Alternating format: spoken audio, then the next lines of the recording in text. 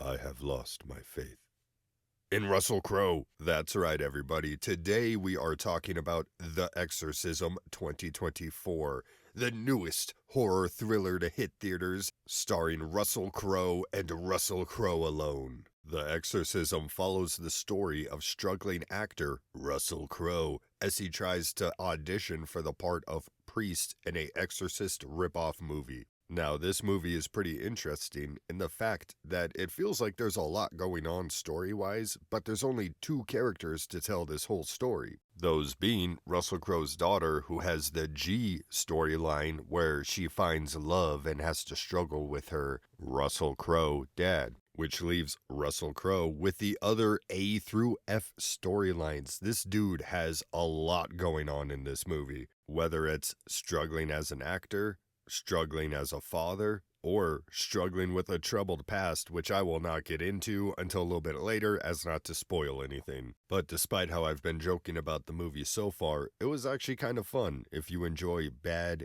campy horror movies. The gimmick being that this is a horror movie about haunted horror movie sets, which actually adds a nice breath of fresh air to the whole experience. This movie really cemented Russell Crowe as my new favorite shit actor. Alright, it's time to spoil stuff now in 3, 2, Russell Crowe is the demon. He's the ghost, he is haunted, he is the exorcist. It is amazing. The majority of this movie was just Russell Crowe being an absolute menace, and everyone just not knowing how to deal with it. It was so funny. One of the best scenes in the entire movie being when his daughter walks downstairs because she hears him mumbling to himself, and she's wearing sunglasses, and you just see in the reflection of her sunglasses, big, fat, naked Hank Hill Russell Crowe butt as he's pissing in the corner. When the daughter asks what he's doing, he just screams in her face and runs up the stairs with a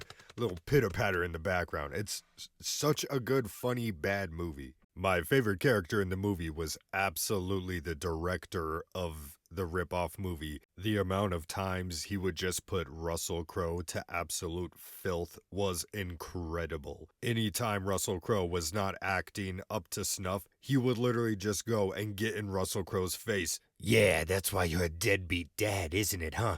Your daughter fucking hates you, doesn't she?